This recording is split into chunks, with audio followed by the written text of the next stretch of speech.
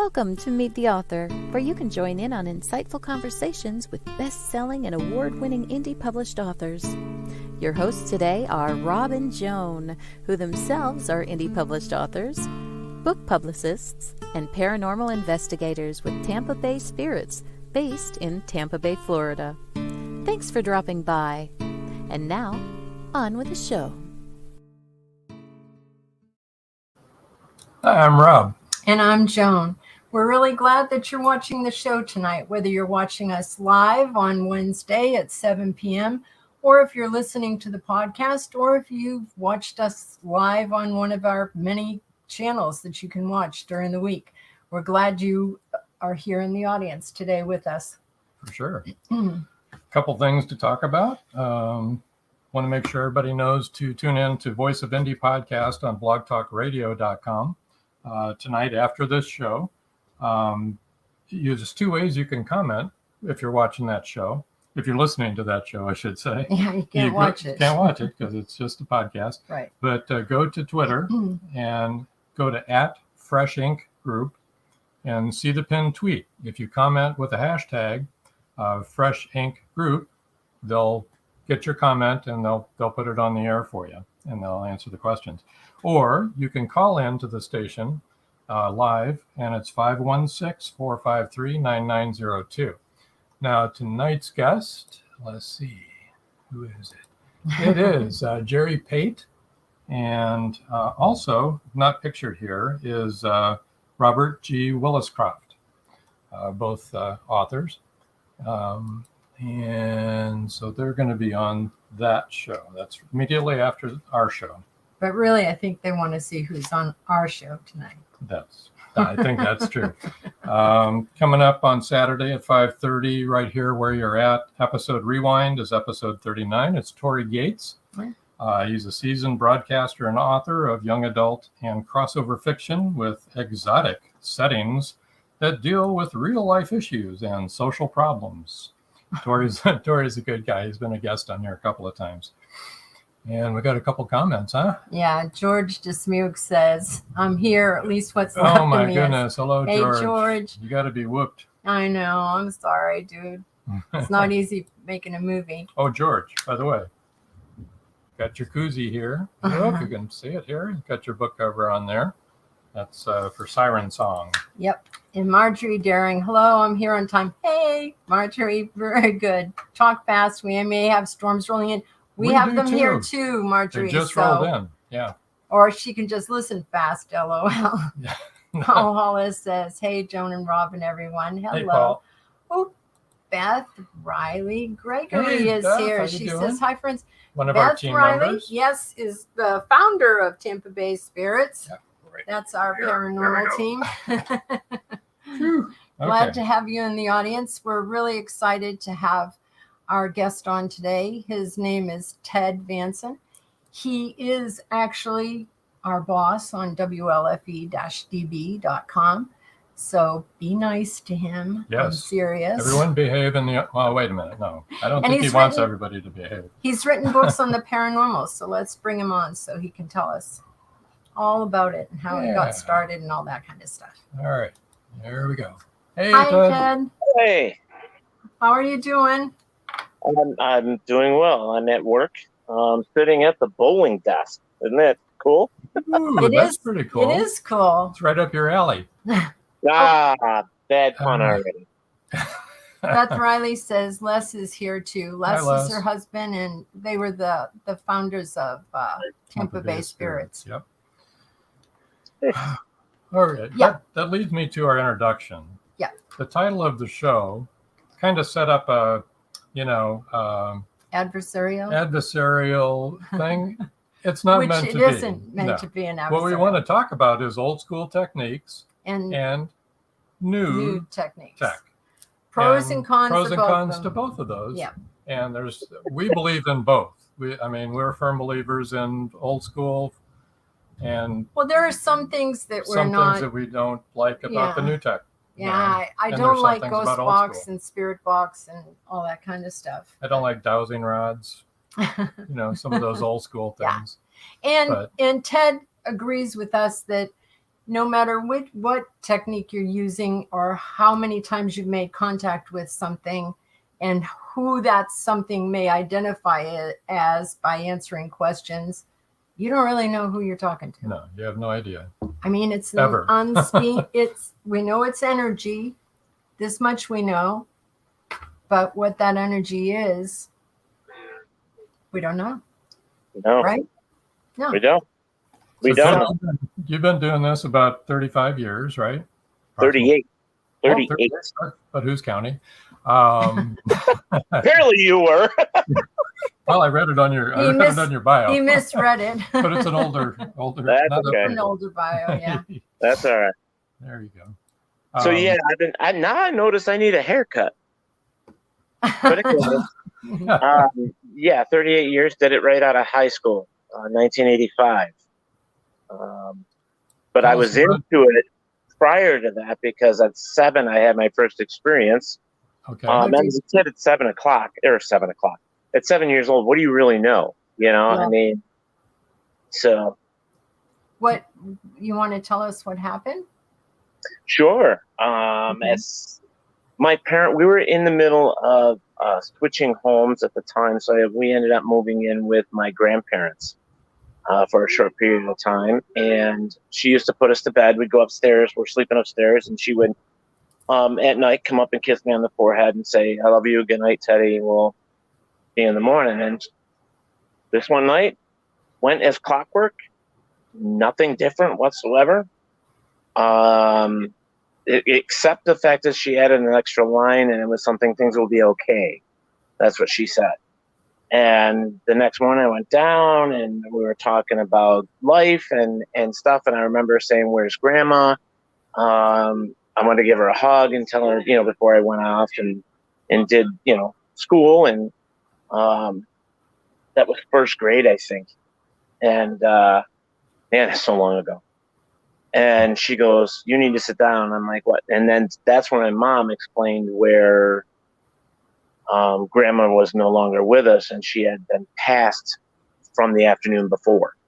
Oh, so your first experience was your grandma coming to say goodbye. Yeah, pretty much. That happens a lot. I know. It's very common, to be honest with you. It is very common. And it's very awesome. And I know that we know one girl whose sister, who's 4 years, and she was little, and her 4-year-old sister came and sat with her on her bed all night, and she had passed away, and the little girl didn't know it. I mean, she's a woman now, but that was her first experience. So, but I think that happens a lot. Yeah. My parents always told me that ghosts weren't real, and I always say to my friends now, I should have said to them, "Come in and tell the 10 people that are standing around my bed that they're not real."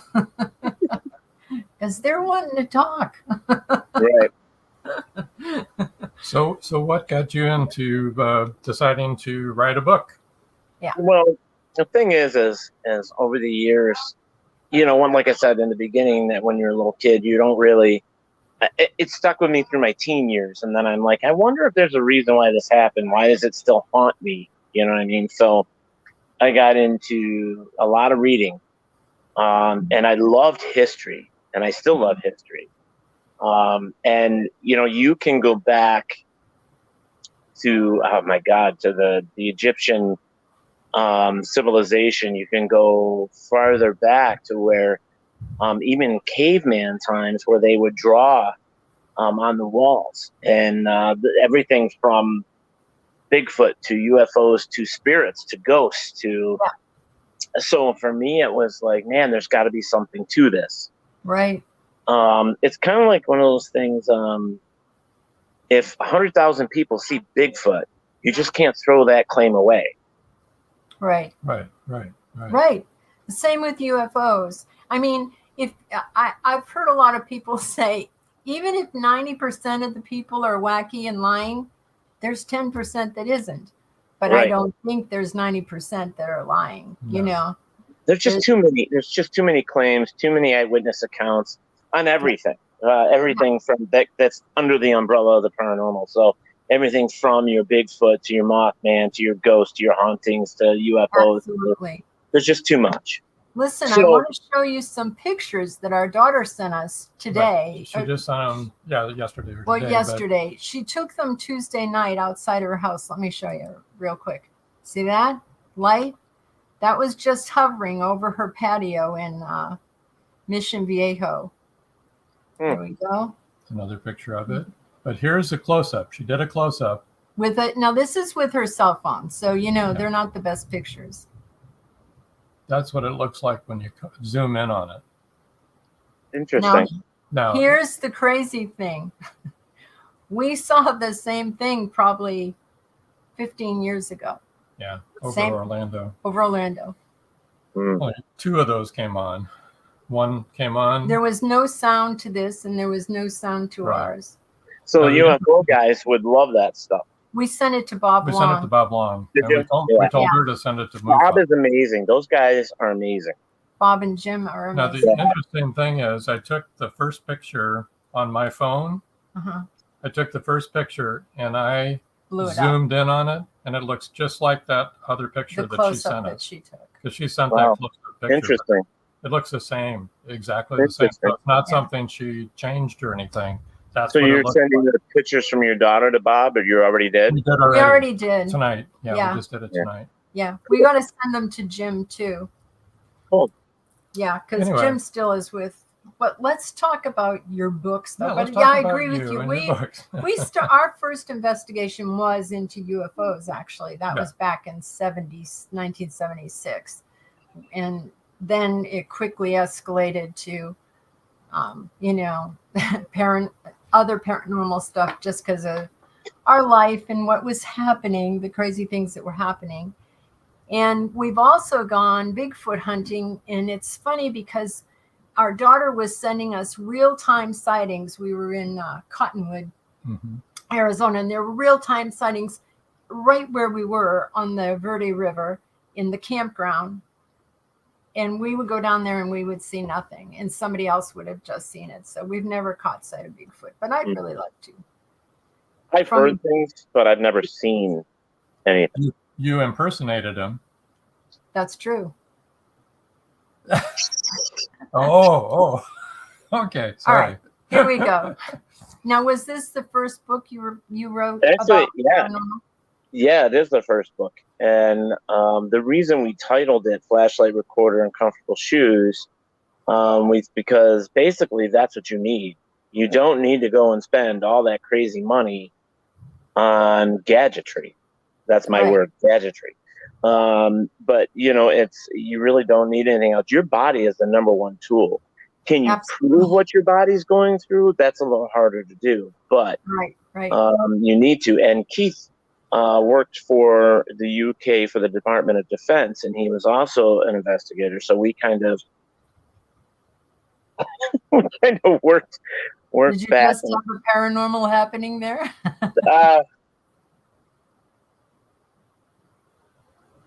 I bet he did. At all? Oh no, it's somebody No. at work. Yeah, sorry. And she's trying to give me 1 sec. Sure. Go ahead. Actually, while he's gone, we can show you another clip. Beth, we have the clip from that investigation where we the flashlight. Give the intro on it about where we're at on the countdown and stuff. Okay, so just so you know, this was at the end of the night. We were taking down all of our equipment. Otherwise, this would be better. And this isn't very well edited. Rob just threw it together real fast to put on here.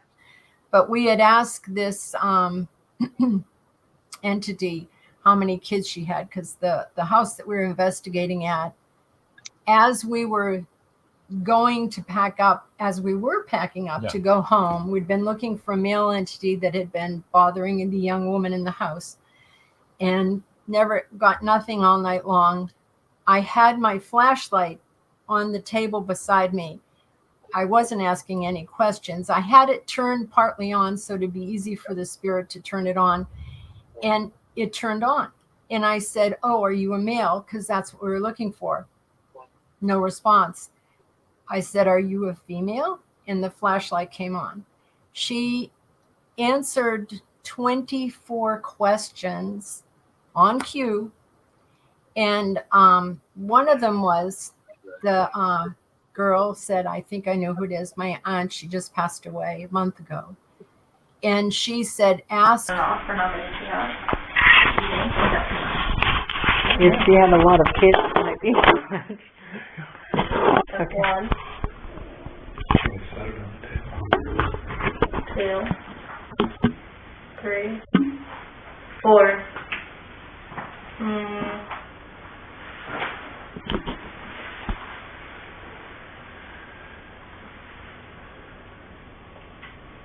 If you meant 4, turn the flashlight off now. Thank you. I think she just turned it on again. Not. So that was the countdown on the number of kids that the spirit had, 4. She did have 4. And that confirmed for the young lady that was. You can hear her go, oh. She goes, oh. She was so surprised. She's like, ah. So, sorry about that. It's okay, no worries. No problem. George Dismuke says, I used to know a female Bigfoot, bad breath and very flatulent. I think I dated her.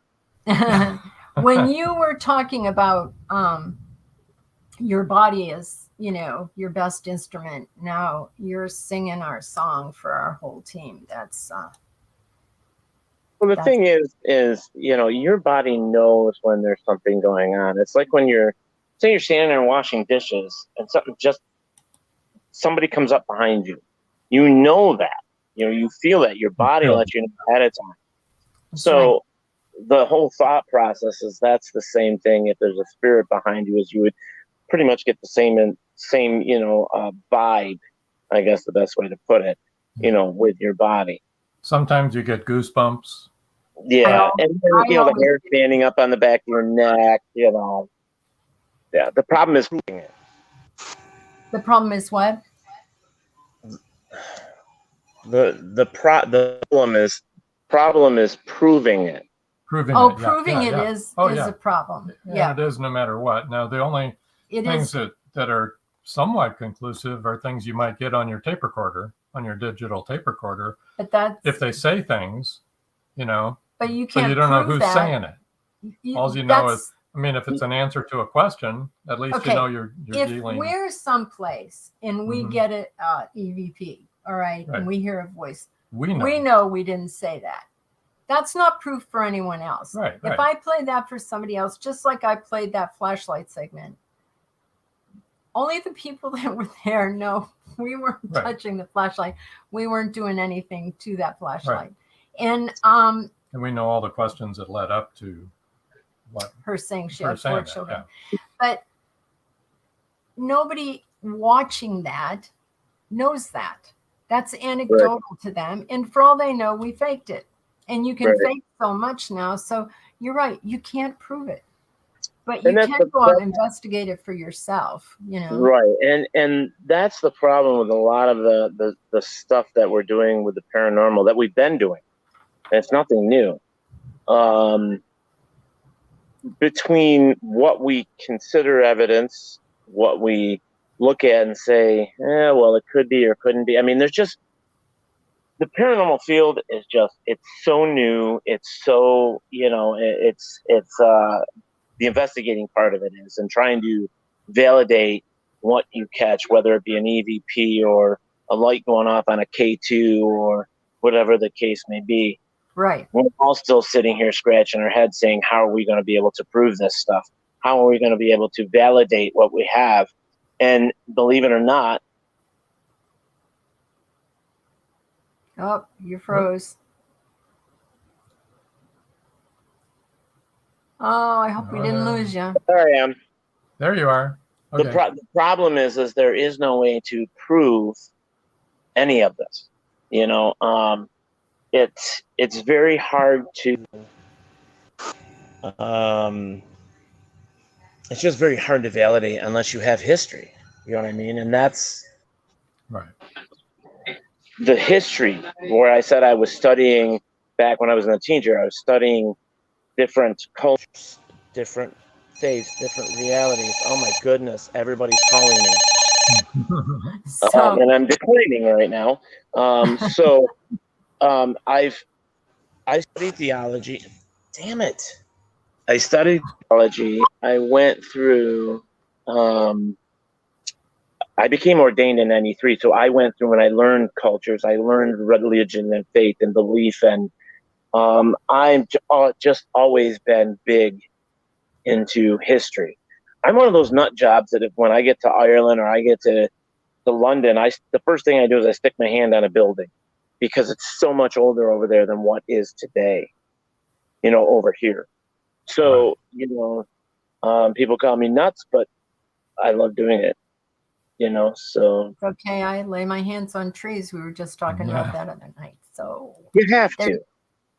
Caleb Pirtle says, so many want to believe but are afraid to believe, so they hide behind skepticism. And Joe Conjol says, hi, Robin Jones. Sorry, I can't stay at the dealership getting a repair and rental squared away. I'm going to have to catch this after the fact. Okay, no problem, George. Joe. God bless and get it fixed soon.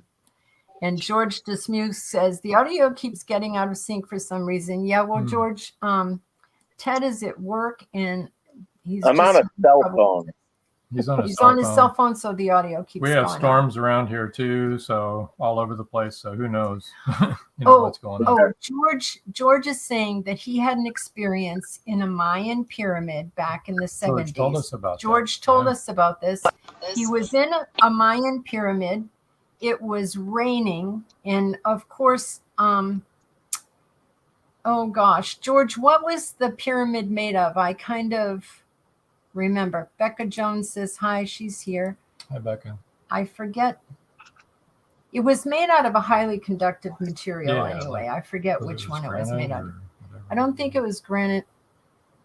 Limestone, maybe. Limestone. I think it was made out of limestone. And so he heard. Limestone. He did. Yeah. He just said, yes, pyramid made of limestone. And he was in the middle of the pyramid and he started hearing a bunch of voices and there was no one there. He went out, he went and looked all around the pyramid, came back in, still a bunch of voices. So, yeah. We're going to take about a 2-minute break for commercials for our sponsors. Think of your questions, Think of your questions. We'll show you his other book. Talk a little bit more about his first book. Nobody go away. Word from our sponsor. They thought the siren was dead. In the novel, Siren Song, by author George Dismukes, James Harmon shot her twice. Several people saw her dead body sinking slowly into the abyss. But now, in Siren Song 2, evidence suggests that she may still be alive. She killed that boatload of people. It was her! And she's just getting started. Angie, that's impossible. The cold chill up my spine tells me it's not impossible. We've got to start all over again. And this time, do it right. Siren Song 2. The story continues. Available on Amazon, Barnes & Noble, and many other bookseller websites. Get your copy today. At Indie Book Source, you can shop by genre or by author, and you will be buying direct from the author's main purchase link. We offer hundreds of titles in formats that include ebooks, paperback, hardbound, and audiobook. Support an indie author. Visit indiebooksource.com today. In a world where advancing technology is outpacing crime solving, the O'Rourke team continues their relentless pursuit of justice. Bioprints is the first book in the O'Rourke crime novel series where it's high-tech crime versus old-fashioned detective work. Visit carternovels.com or amazon.com and check out Bioprints today. So George says, the Pyramid of the Giant Jaguar at Tikal in Guatemala. It happened, and I don't really give a rip who believes it or not. I still have the goosebumps to prove it. We believe you, George. We believe you, George. But anyway, that's a cool story. It is a cool story. And let me go back to your first book here. All right. So can you tell us a little bit about Flashlight Recorder and Comfortable Shoes? What will people find in that book? Whoops. You there, Ted? Okay, well, I'm having problems with the sound here for some reason. It just went down, and I'm having a hard time hearing anything. Okay. Okay, I just asked you to tell us what flashlight, etc., is about. Your first book. Give us a little bit. Well, the first book, as long as you guys can hear me fine.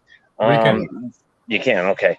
The first book, I may have to put headphones in my phone, but the first book basically is a basic, it's just very basic. So whether you're a novice investigator or you're brand new to the field, it gives you an idea of how to do an investigation. Okay. And there is no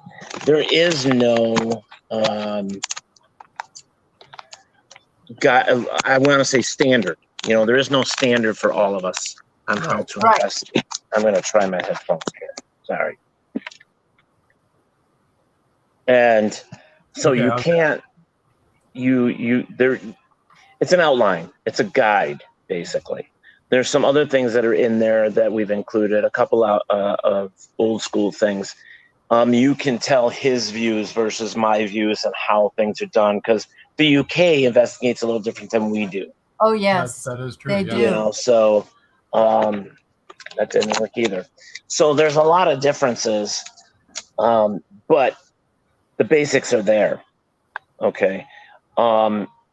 He believes more into the orb situation where I don't. Oh, yeah, I know. And he flips the orb around and he zooms in on it, and there's a baby in there, there's a head in there, and I'm just like, oh my God, you're doing way too much work to go for something that we have no definitive proof whatsoever that it's attached to the paranormal. But saying that, there's no proof that there isn't either. But there's always a flip coin, you know what I mean, with all this stuff. So I would rather not, at this point, further my study into the orb situation and work on the things that seem a little more plausible. Right. Wouldn't it be great if we found out they were snow globes? I wish I could hear you. Oh, no, you probably don't. Hold on one sec. So I'm gonna pop out and pop back in. Okay, All right. let's see if that makes a difference. Ourselves in the meantime. All right. Okay, in a minute. Don't go away, anybody. So we're here. Did everybody get to see the flashlight clip that I showed? Because that's pretty cool. I know that there have been articles written saying that can be a short in the flashlight that's turning it on and off. Just so you know, those flashlights, I've tried it over and over again. 3 hours one time. Here we go. Yay, I can hear. You're back. Great. You're back. I was just saying that, there have been lots of articles written saying the flashlight thing doesn't work because it could be a short in the flashlight. However, with our flashlights, and we've used the same ones for the last 15 years, we have left on in this last time, after this last investigation, we just did an investigation on Saturday where, again, we were getting responses from the flashlight. Lots of responses. Yeah. So when we came home, I said to Rob, all right, let's see if these will overheat and turn on by themselves. We left them on for 4 hours and they never went on. Not even a flicker. Not even a flicker. Nothing. So that when it goes on when you ask it to, and it goes off when you ask it to me, there's something there. There's something doing that. Yes. I believe that. Energy-wise, yeah. I believe that. Anyway, orbs we're not fans of because too often it's a bug or it's dust or it's water vapor. What you missed, Ted, was I said, wouldn't it be great if we found out that orbs were snow globes? There you go. Paranormal's logo. No, aren't you sorry you missed that? Aren't you? I want to go back to what you were saying about the flashlight. Scientifically, one of the things that happens with the flashlight is that the energy, like when you unscrew it a little bit, the energy that's coming from those batteries has to go somewhere. So it fills up that cavity, and so that it releases, that energy comes up and it turns the flashlight on to release it. That's what it is scientifically. But there are people that stand by the flashlight, saying that, hey, no, I have left it on till it ran dead, and it never went off until the batteries were dead. And okay, then I did it. That's what I just said to you. Maybe you didn't hear this part. I turned those flashlights on, okay, for 4 hours. Not on, but ready to turn on if a spirit wanted to turn it on, right? Mhm. Left them on for 4 hours, all 3 of the flashlights. They never came on. Yeah. And I've Yeah. done that every single time because I have trouble believing it too. However, if it was going to turn on with this stored up energy, wouldn't it have turned on during those 4 hours? And our investigation didn't even last that long. And it was going on and off on command. Right. And I agree with you. I mean, I'm a skeptic still on a lot of this stuff, but you have to give it, there's got to be a measurement, there has to be something. And if you're using this, say, over 25 years and you're doing exactly the same, and every 4 hours you leave it on, nothing happens, but yet you go on an investigation, it happens.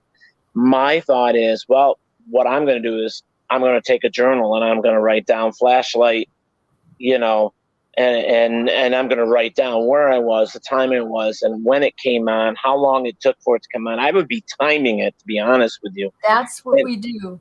We time it, and I write it down. And right. so I mean, you have to keep some type of record of it. Yep, we've got it written down. We have it written down, as a matter of fact. And what good is it if it isn't responsive to something you're asking? Once it's not responsive, then it's no good. I mean, there's no point in it, even. Right. It's just a light going on. If you sit there for the entire investigation, say it's 2.5, 3 hours, and you're asking questions and there's no response and the light never comes on, which we've had that happen. Yeah. Right. Then you've got to chalk it up and say, okay, well, I don't know at this point, Yeah, exactly. But you go to a different location and then it happens, Some of those flashlights, you can actually mark it with a marker of where, how far you turned it. So that the last time, turn it to the same spot. And I think that's what you have to do is you have to make an experiment out of it and log it for a long period of time and say, this is what I got. Unfortunately, science is going to say no. Oh, science will never accept that. No. But they're never, if you put flour down on the floor and you get footsteps overnight, footprints overnight, science isn't going to accept that either, because you can't prove that nobody went up there and walked through the flour. You know what I mean? Because even if you put a camera on it, they're going to say, oh, you manipulated the film. Yeah. Absolutely. Or the same thing with Bigfoot prints. I mean, right. They find Bigfoot prints. That's true. You believe them or you don't. It's belief. We know this, especially with different cultures, belief systems, civilizations. Belief is very strong. It's very big, and it's all across this world. So if you believe enough, if that's your belief, your core belief on whatever the case may be, so for you, it's your truth. It's what you believe, and nobody should or can prove you wrong until it's done. But belief is a big, powerful thing. It's kind of like love. You know what I mean? It's like nobody sees love, nobody tastes love, nobody. It's like the belief in God. Nobody sees God or Jesus, but yes, the belief is there. And we accept the belief without even asking questions. So why is it so hard in the paranormal to just say, hey, I believe? Right. And that's because there's too many people like myself that want more. I'm just not happy with one thing. But then we go back to what we were talking about originally. What's important is what you believe and how you conduct your investigations and what you're learning. Now, whether anybody else gets anything from it or not, it doesn't matter. You're out there in the field and you're doing it. You know what I mean? Yeah. My grandmother left me a statement, and the statement was, in every story there's an ounce of truth. Finding that truth is your truth. It's you finding it. It doesn't, that truth doesn't belong to anybody else. That's yours. Exactly. And like you said, using your body as the best instrument, you can't prove that scientifically, but you know what's happening, and you know what happened when you were there. And that's the only thing that's important. When we go to like a client's house, all right, and we're investigating, the first thing you want to do is debunk. You want to prove that there's nothing crazy, scary going on there. You don't want to go in there with a preconceived idea that the place is already haunted. You don't want to do that. You're setting yourself up for failure right from the beginning. Right. You want to go in there and you know, try and open doors with other doors open, with the window open, with the air conditioning on, with the heat on, whatever. You know, you have to go through all that stuff. Right. And then move on from there.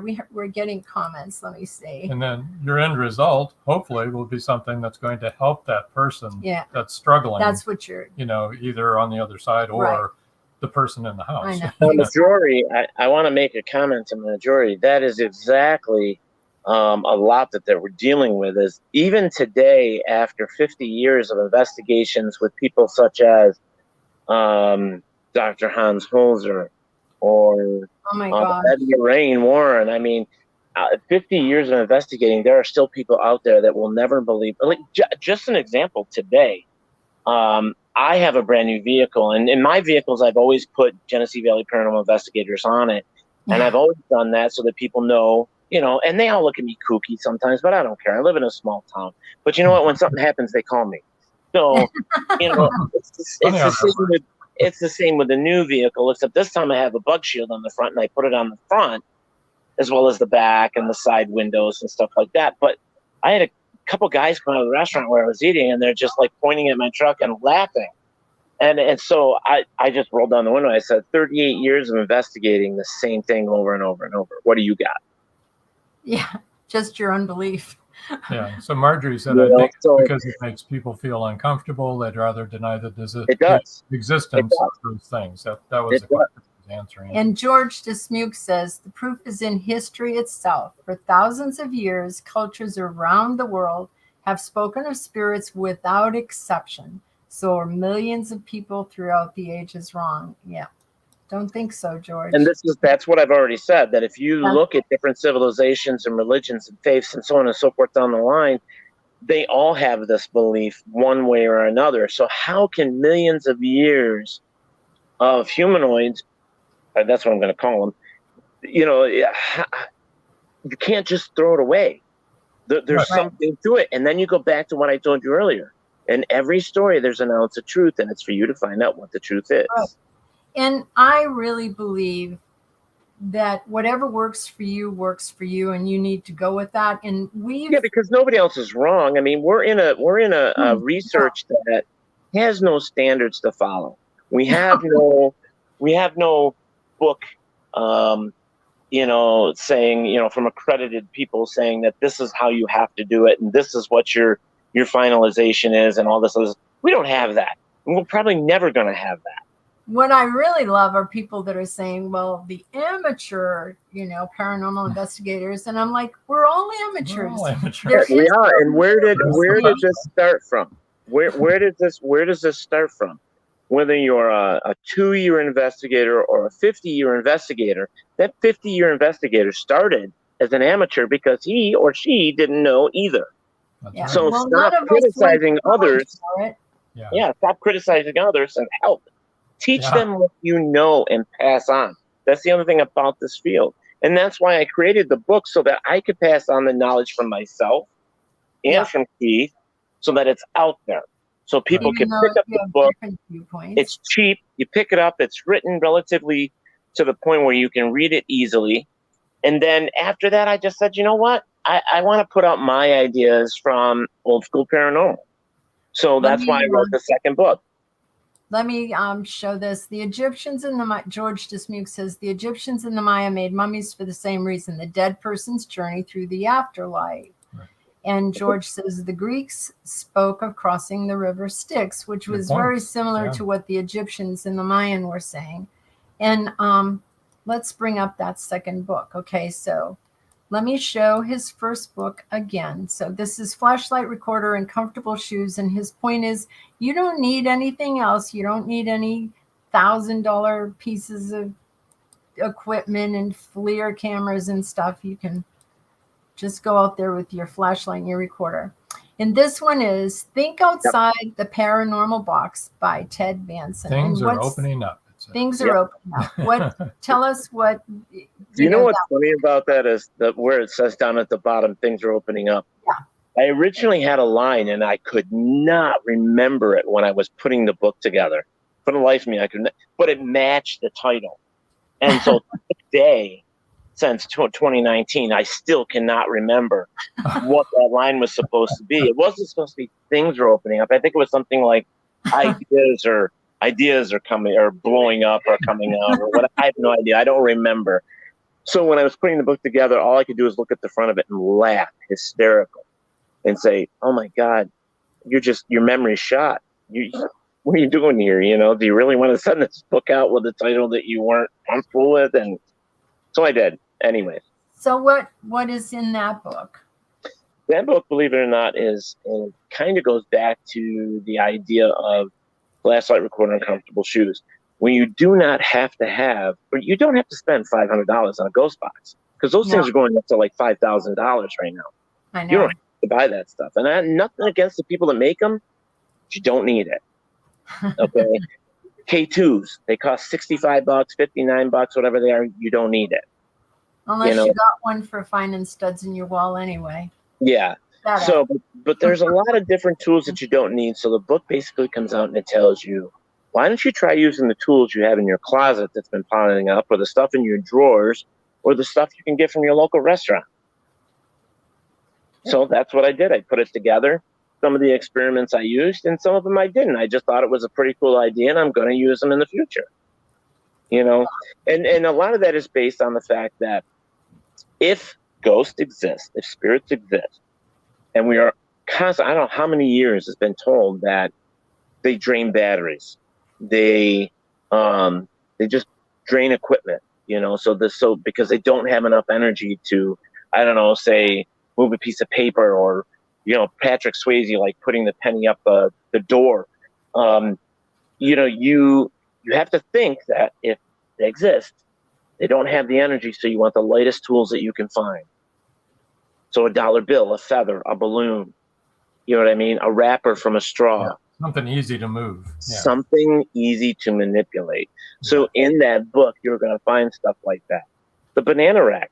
I mean, the banana rack has been around for a while, and if you believe in using the pendulum, it's a banana rack.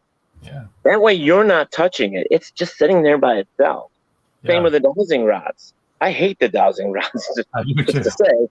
But get yourself that green foam that they put the fake flowers in. Put the dowsing rods in there, set it in the location, and start asking your questions, and let's see if it moves. Instead of maybe the heat of your hands or whatever moving. We already know that there's electrical impulses that go up and through our arms, so that will automatically make those things move. There's so many things that we have to look at scientifically when it comes to the devices that we use. Not even scientifically, just basic knowledge. You know, and just say, hey. Like you said, if your body is your best, you know, tool, which I think it is, we're all electromagnetic energy, right? And some of us have different degrees of electromagnetic energy. Like I have, for me, I used to blow up every coffee maker we had. It just by me being around it, you know? I can't wear a watch. If I can wear a watch. I used to not be able to wear them. I turn silver black if I wear silver on my person. I mean, you know, all of us have electromagnetic energy. That's what life is made about. And it's all over the whole universe, you know? Electromagnetic, well, let's just put it this way. EMF, there's two different types of electromagnetic fields. There's your man-made, and then your natural. Yes. So determining which is it isn't very hard because you can buy devices today that'll tell you where it is. But it's like gas. You can't see it. Right. You can taste gas, but you Yeah. can't EMF. Yeah. Our bodies, like, and here's an experiment for somebody. Get yourself a K2 and stick it in one hand. Okay? And then in your other hand, just try moving it around. Do this and see if that K2 goes off. It probably isn't going to. But Try. if you put two magnetic balls in this hand and you rub them together, roll them around, this K2 is going to go off. Why? Because you're causing that friction, that electricity between them that goes through you. You know what I'm saying? So and I may have said that wrong in some place, but still, if you do this, you move those magnets around while they're touching and hitting, the K2 is going to go off. Yeah. But I'm going to go back, or not back. I'm actually going to say something that I disagree with some of the paranormal community. And Kenny Biddle is one of my favorite people, and I always use him. He's one of the biggest skeptics out there, and I use him because you have to have that other side of the coin. Okay, you need that. Right. But I have been told by people that this is not how this works. You don't want to do this. This is not how it works. The problem is that I've had it work. So now what? So when you're doing an experiment, when you're investigating and something happens and it's not supposed to, you've got something. Keep working with it. Because no matter what anybody else says, this is your truth. It's your way of investigating the situations. And you have to. You have to do your experiments. If you don't, then you're just chasing your tail in this field, to be honest with you. Yeah. I agree 100%. We need to pause for a minute for our commercial break, and we'll be Go right ahead. back. Another word from our sponsor. Go We'll ahead. be right back. Commercial. And then we have You can dance. we have two questions that we need to get to, Marjorie. Right. And Many secrets are hidden within the darkness of the jungle. Behold, this one about a man, a woman, a black jaguar, and an ancient Maya legend. Two Faces of the Jaguar is a novel by George Dismukes that will take you deep into the jungle and capture your imagination until the last word. Two Faces of the Jaguar is book one of a trilogy. Two Faces of the Jaguar, where only the adventurous dare to read. Two Faces of the Jaguar, The Lost City, and The Jaguar's Quest are available on Amazon.com, Barnes & Noble, and many other bookseller websites. Two Faces of the Jaguar, the book people are talking about. Get your copy today.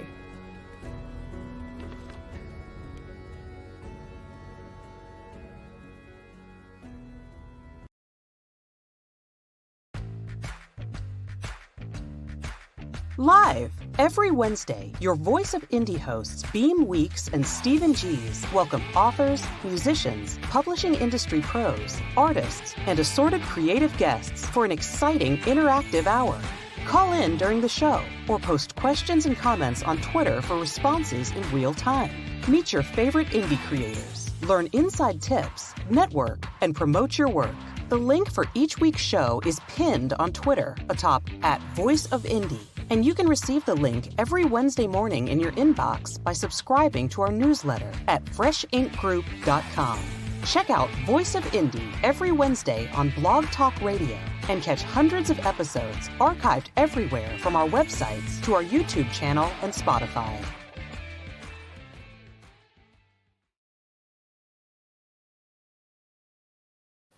And we're back. okay, Marjorie Deering has a comment. Hey. She said, Rob and Joan Nice have hat. heard the few things that have happened to me. I had no equipment, wasn't looking for the experiences, but they still took place. I didn't need anything. The experiences just happened. That's right. That's right, Marjorie. And then George has That's the way it normally happens, though. I mean, it's sorry to interrupt, but that's the way it is. I mean, Yeah. Oh, absolutely. In Siren Song 2, Angie Holland is assisted by ancient Greek spirits. Do you think some people can actually communicate with spirits to that degree? well, that's a tough question to answer. when you sit in the middle of this whole thing, okay, like, let's use Psychic Cindy for an example, okay? Psychic Cindy has a show on our radio station. Yeah, just Cindy, yep. But anyway, she goes into a location. I tell her nothing, okay? She goes into a location. She comes out and she tells me what she's getting, what she gets, and what I try to do is validate it. There are times that I can validate what she's saying, which is great. So that means she's talking to spirits. So who am I to say she isn't? I just make sure that in my investigations, I do it a certain way. So I'm just not, it's so tough in this field because Dr. Hans Holzer used psychic mediums in all of his work. Yes, he did. And Lorraine was a psychic. Right. So they used all the information that they have gotten and put it towards their studies and their research on the paranormal. Yes. Okay. So who am I to say that they're wrong? Right. But for me, I want more, and that's why with my case studies with this stuff, I actually go beyond that point. Like I said, I'm going to start walking around with a shirt that says "I need more" because that's just me. Because I just can't take this like this. I need more. If we're ever going to get to any type of answer, or even come close to an answer, or an arrow at a direction to an answer, we need to be a little more aggressive towards how we investigate and how we collect our so-called evidence. And we have to be aggressive on experiments. So do you want to believe? And what we do? Maybe. I think we should share it too with everybody. All right. Now Les gets all of the calls. We have a number of sensitives on our team. And so we don't know anything. We go in cold like Cindy does. So we don't know anything about it. Mm-hmm. And we don't even know the address until we're on the way there. Right. And that kind of stinks. No, but I get it. That way you can't look up information. Right. The week before, I will start getting pictures of what the house looks like, what the colors are, what rooms are active, and things like that. And so then when we go in, and I don't know, Beth, maybe you can, I know you're in the audience, so maybe you can tell us if that happens for you too. But I know she gets a lot of stuff once we're there. Cindy does that. There's a lot of psychic mediums that do that. In fact, myself, when I've gotten calls and we're going someplace, I've always been able to say, okay, well, how many rooms? I try to take notes for myself. Okay, so here's the location. How many rooms? Where do I feel things are happening? Blah, blah, blah. Yeah. And then I compare it to when I get there. Exactly. Cindy believes that everybody's psychic. It's just taking and honing the tool that you have, if that's the right word. Honing, what I don't know, but yeah. So, I'm just a strong believer that if you're going to do anything, do it to the best of your ability, and kind of look. That's why my book says think outside the paranormal box, because if we don't do that, we're limiting ourselves. I had a college professor that told me the world looks like this too much. They need to start looking like this, because if they don't, then we're never going to be able to evolve. We're never going to be able to say, hey, we're never going back to do that again. That's why we need we're doomed to repeat ourselves in so many things. That's why we need dialogue with each other, and we need to listen with an open mind. You can't listen with a closed mind already with your set belief. I truly believe that every team should have a connection to more teams, and everybody should be sharing what they have. I do too, networking. Beth says occasionally she gets that stuff too, but I know Beth gets a lot once we're there. She gets more than I do once we're there. What do we do? His contacts? Yeah, we better do your contacts so people can buy your books, and also do the book giveaway before. Well, it's easy. It's easy enough for them. They can go over to Amazon. They can go to Barnes and Noble. They can it's even available through Walmart. They can just go and look for the book and buy the author, and they can go to my website. I believe there's links there as well. for gbpi.org. It might even be on paratalkradio.com.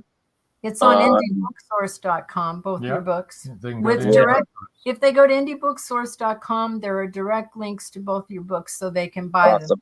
Awesome. See? Easy. That is easy. So, but if you do want to reach Mr. Ted here, his website is gvpi.org. Okay. Then there's connected emails and stuff on there as well. Perfect. And his Facebook is WLFE-DB Radio, and you've never heard those words before, have you? Every week. Okay. There's a lot of ways to get a hold of me. A lot of ways. And I prefer email and such over phone. I don't really hand out my phone number, so I prefer email or a note if you find me, on Facebook or wherever. Okay, everybody, the book giveaway, the first 2 people to email needgvpi@gmail.com will win a paperback copy of one of Ted's books. U.S. only. He'll mail it out to you. We'll keep that ticker going. There's the email right there. Yep. Okay, and you'll get a paperback copy of one of his books. I'm glad we got that out there. So I'll sign it. And if you have any questions, you can certainly email me, and I would answer those as soon as I can. Will you put a psychic impression on them? Or have psychics? Psychic Cindy put her impression there on. There you go. Anyway, let me show you those.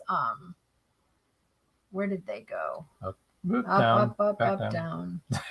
Sorry, I have a million things on here. Here we go. Yeah, we got too many things on there. Flashlight, recorder, and comfortable shoes, which, by the way, I really love this cover. Great covers. And think outside the paranormal box. That's good too. I love that book. It's so easy to read. I wrote it, put it together, and I'm like, I got to read my own book and see how long it takes me to read it. Any guess on how long it took me? Less than a day. How about 45 minutes? Okay. It's what is he saying is it's an easy read. Buy the book. Were there any spoiler alerts? Easy read. And so book 3 and book 4, I'm working on them too separately, but I'm working on them. And one of the other things I wanted to read, I also create coloring books for Buddy the Bigfoot. I didn't know if you wanted me to mention that or not, but Buddy the Bigfoot. Mention anything you want to mention, Ted. Okay, Buddy the Bigfoot is the creation that we have for WLFE-DB Radio. He's actually the mascot. And what we have done is we have put him in New York, Pennsylvania, Virginia, and West Virginia. And what he does is he goes out to the kids and he hands them coloring books, but he also is there to teach them a lesson about the earth, working with a farmer, how to treat people, so on and so forth down the line. He's been doing cancer, children's cancer things. He's been going out and being seen. Like we were just at the Gettysburg Battlefield Bash that had thousands of people there. We raised so much money. It was great. It was raised $18,000 in 2 days. Wow. And and Buddy was there and made an appearance, and the kids love it to get hugs with him. And he was handing out suckers this time too. So the kids were loving it. So were the adults, but so Buddy the Bigfoot, if you look for him, just put Buddy the Bigfoot as one word. Don't separate it. Buddy the Bigfoot on Facebook, you can find him. But he's available for all different types of things as well. That's awesome. Okay, that's cool. Yeah. That's a good thing. That's a good thing. I was going to say something. We might have him in Nebraska soon, just so you know. Oh, what are you going to be doing in Nebraska? Buddy the Bigfoot. Buddy, what will he be They're doing? going to put him there. Yeah, it looks like Nebraska may be the next state that Buddy will be going to. Oh, that's pretty cool. Yeah. That's very cool. So do you want to say anything about the radio station? Oh, we can. If they can go to WLFE-DB.com. That is our little network. We are trying right now to move on to some bigger, better things. There are a ton of shows like Joan and Rob's. There's Paratalk Radio with myself and Cindy. There's Step Into the Paranormal. We're going to be adding some new shows. We're also going to be simulcasting on Apple TV and Roku. So they're going to be able to find us in more locations. But they can find us as as just vocally too as a podcast from Spotify, Amazon Music, iTunes, Google Play, podcast. Yeah, there's just iHeartRadio. Yeah, that's a big one too. But there's so many places, and all they have to do is put in their favorite show. Yeah. They just have to put in their favorite show or put in WLFE-DB Radio, and it should come up as well. Yeah, we have a lot of people download the podcast. Yeah, and the thing is, with the podcast, and it's great because if you're driving, you don't have time to watch it, but you can at least listen to it. Yeah. But it's the same as when you're at home and you have nothing else to watch because your favorite soap opera isn't on for some reason or whatever. You can, watch us on Stream TV as well, which is STRIMM.TV.com. And you can find WLFE there. You can find Paranormal View, which is our paranormal television network. We also have the LGBTQ Friends, and we have Variety Unlimited over there as well. So you can see all the different shows that we have available. And they're uploaded new ones or live. I mean, you get them any way we can get them. Have you watched yourself on the big screen yet? Yes. I did that once. I'm not doing it again because I'll never do another podcast. It's kind of like when I did Paranormal Survivor, and then I did Ghost Nation with Jason Haas. It's like they always see me, like you see me standing in the back of the room, and I'm just like, oh my God, look at that guy. You look good on that. I wanted to say that. Wanted to mention that. That's what I was thinking of.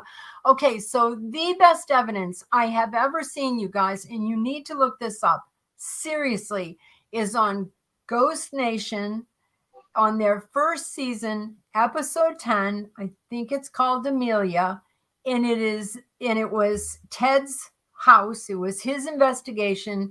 And Jason Hawes and Steve Gonsalves and Dave Tango came out and they investigated there with Ted. The best evidence I have ever seen. Yeah. We were watching the episode and we saw Amelia walk through and we were like, oh my God. Oh, Joan, let me tell you, when the alarm went off for the camera, I'm not going to spoil it. But when the alarm went off for the camera, this happened at, I don't even know what time, but we got the phone call at the hotel. Now, we were there for 7 days, and Psychic Cindy was actually with me. And we were there for 7 days, and Jason called me and says, you need to come to the house. So we get to the house, and all I can tell you is that we watched it 10 times easily, and our jaw dropped, and we're like, wow. Several times. We watched it at least 10 times too. It's seriously, it's and amazing. Then a while later, Jason did one of those after shows talking about the best thing, and every time he mentions that episode, he says, that's the Ithaca episode, and I believe it's called Amelia's. Is it on the Travel Channel? Ghost or Amelia? I don't know. It is on Travel Channel still, I think. I know it's on Discovery Plus. Discovery Plus, yeah. Yeah, so Ghost Nation. It's just an amazing catch. We would have never, and just real quick, that location actually had another team there, and they left this guy hanging, and then he called me to come to investigate his house. I got off the phone with him. Travel Channel called me and said, hey, I have this place. Can you go check it out for me? I go, wait a minute. Is this guy's name David? They're like, yeah. How did you know that? I go, because he just called me. And so the lady on the other end of the phone said, this was a meant to be situation. You needed to go do this. Wow. That's right. That's my story, and I'll stick to it. George Dismuke says, and he's really funny, great show, a lot of spirit. A lot of spirit. Paul Holland says, very fascinating show. Thanks, Joan, Rob, and Ted. You're welcome. You are welcome. During says, fascinating topic. Thanks, all. You're so welcome. I think, the this show, I know everybody loved and will loved, and the podcast, they're going to all love it. And the only other one I think that probably was this much excitement was when Bob and Jim were on. When remember they'd been on your show? Yep. And then we wanted to have them on our show, and they came on our show, and that we was added like, in an abductee as well. yeah, we had an abductee who wrote a book. That was interesting. It was interesting. Yeah. So anyway, it was about as interesting as that one guy that you had on your show that one time. Oh, the guy driving through Texas, and you know. Oh my goodness. Yeah. I'll tell you, I love the paranormal field, and I do. I hate writing books. To be honest with you, I hate it. Do you? But I oh my gosh, I hate it. I hate it. But I love the investigation. I love the research. I wish I could find somebody to just follow me around and write my books for me. To be honest with you, ghost writer. Yes. Yes, that's why they call it a ghost writer. Yeah. We know some ghost writers. We do actually. We do. Really? Yeah, really. Who write books for other people? Well, I know it's. Let's check this email. Let's see if anybody's. Has anybody applied for the? I think everybody was too busy listening, but maybe they wanted a free book. I know. No. Yes, maybe. Not that I see right now. Okay, guys, get typing. We got a couple of books to give away, so. Yeah, definitely. I don't have a problem. at gmail.com. Yep. So definitely, if you're interested in a free book, there you go. Even if you don't believe, I'm sure there's somebody that you know that would like a real cool book, you know? Yeah, there you go. Well, yeah. And plus you make it easy for people to get out there and get in the field and do it, you know? You know, I think everybody has something to bring to the table when it comes to the paranormal. Nobody should ever be left out. And so my belief is that if you get out there and you investigate, you might find something that I was unable to.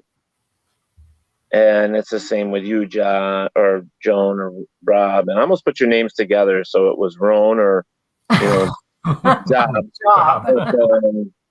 You know, I really think that we have to work together on this stuff. And like, if you like paranormal shows and stuff like that, especially like this on our network, come over and, you know, Prayer Talk Radio is a great place to go. Where's My Sage? Step into the paranormal.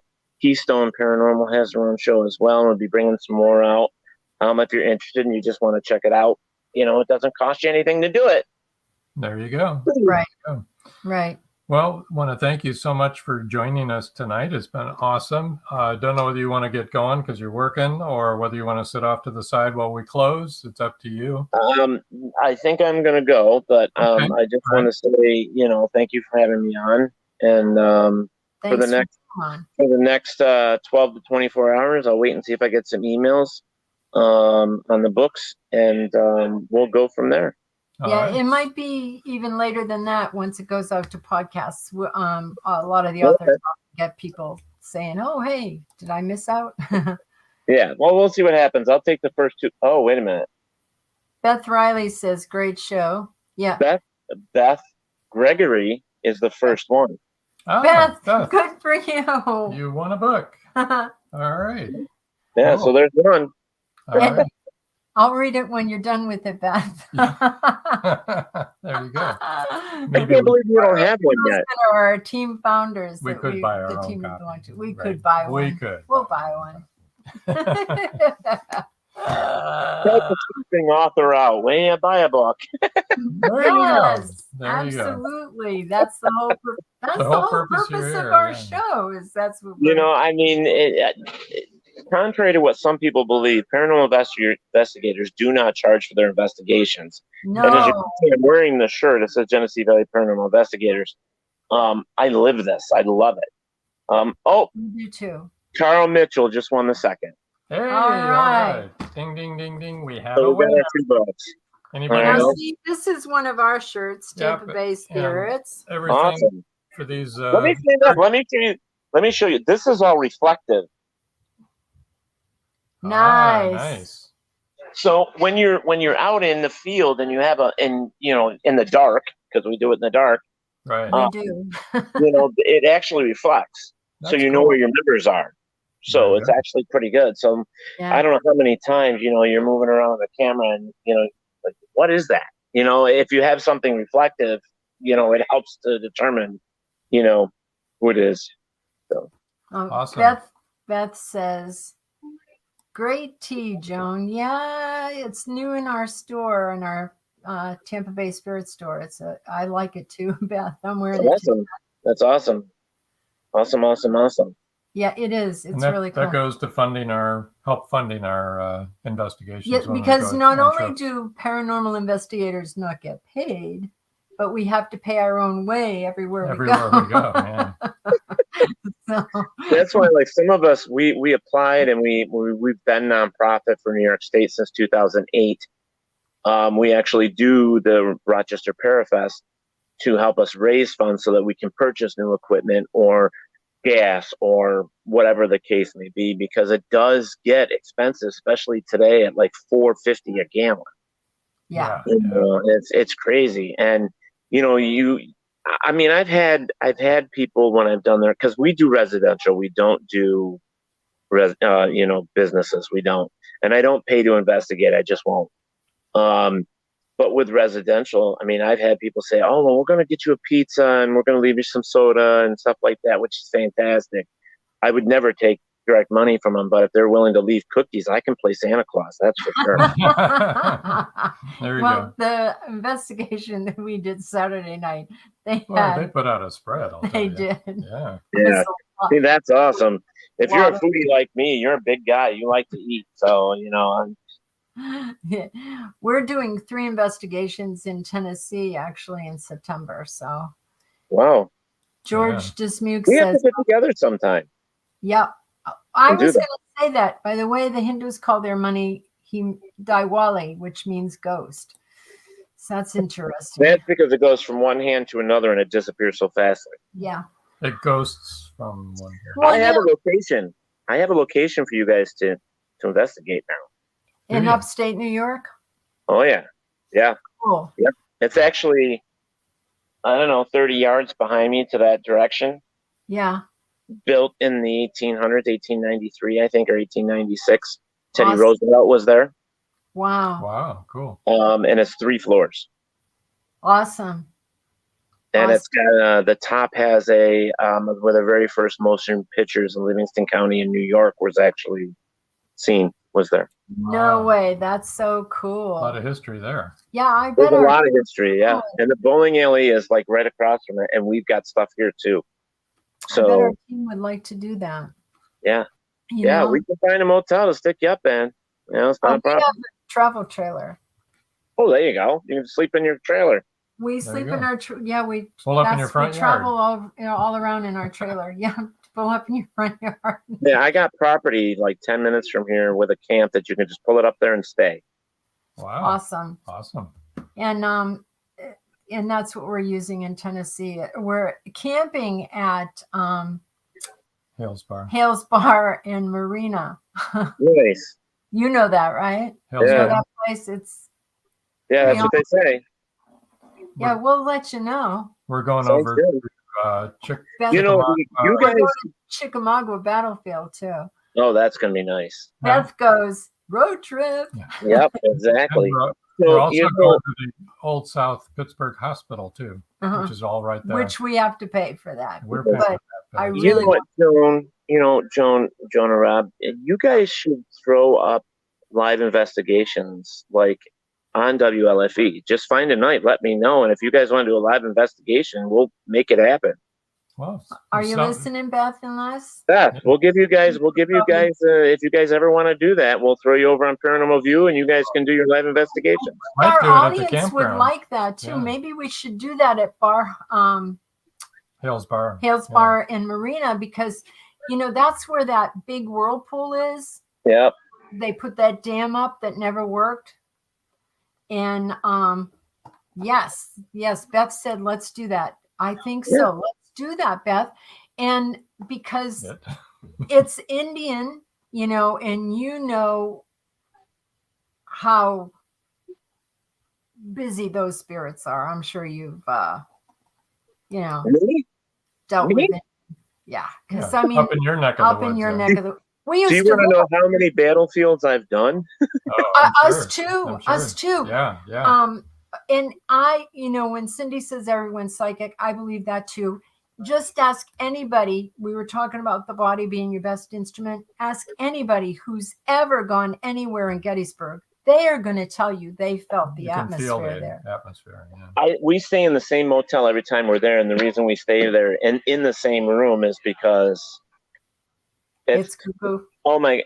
Your TV sits on a stand, and the stand is the doors underneath and stuff, and I close it, and every morning I get up, that damn thing is open.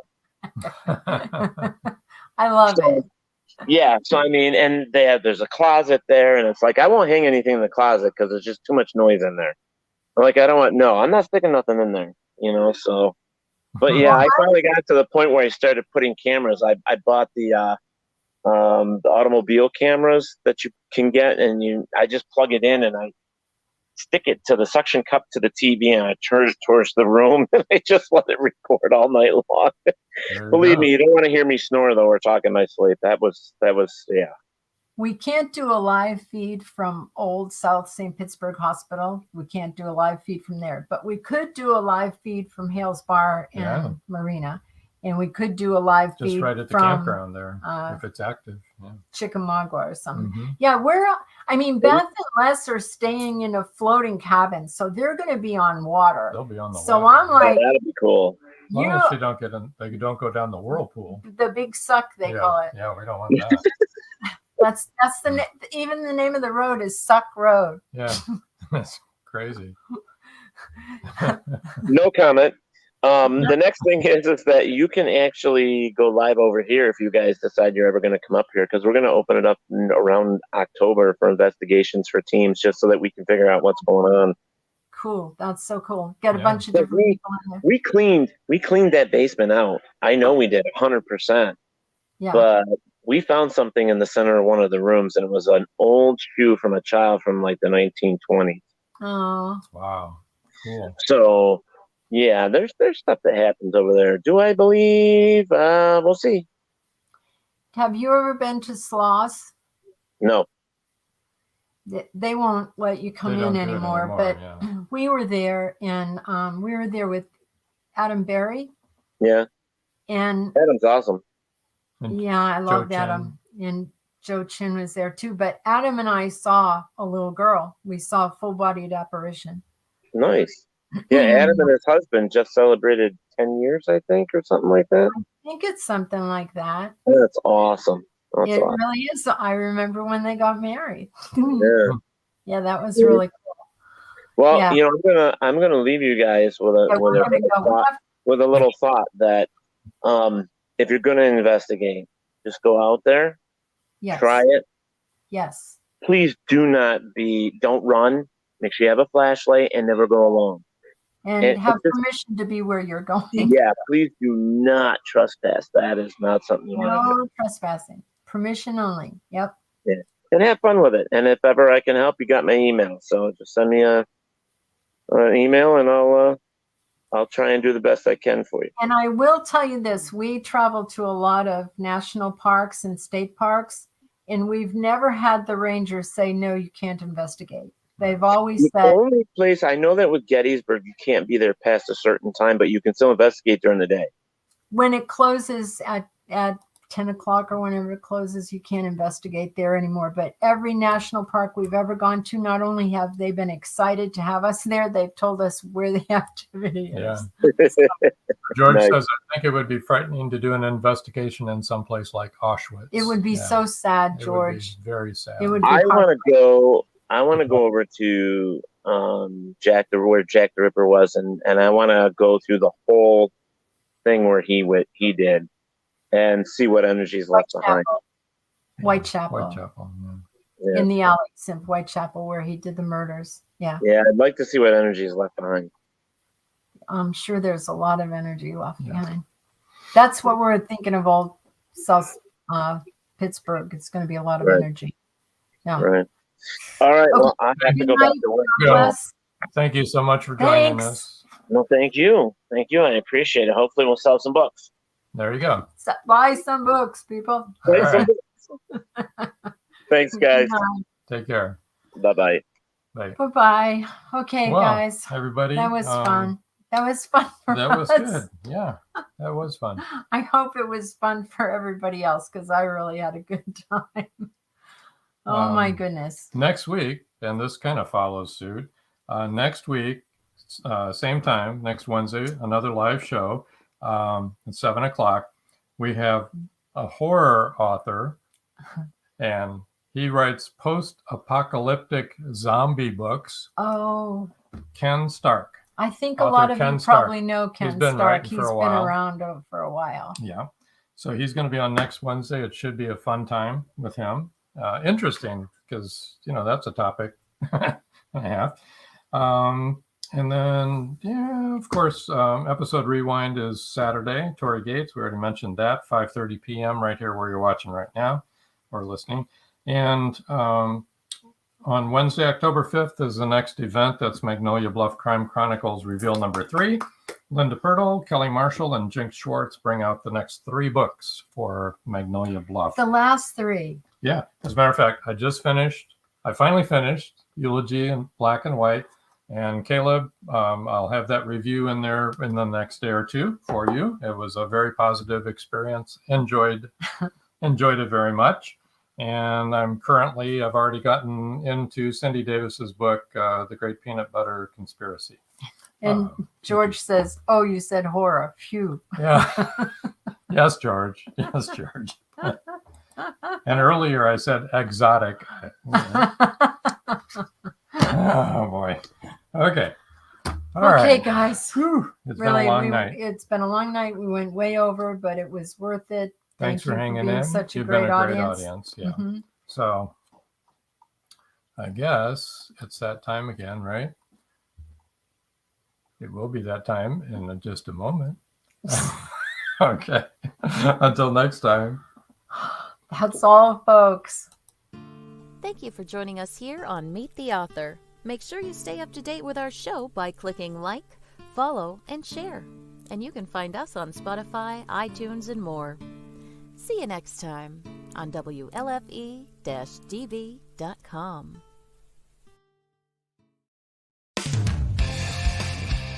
You've been listening to WLFE-DB.com, where our shows are your shows.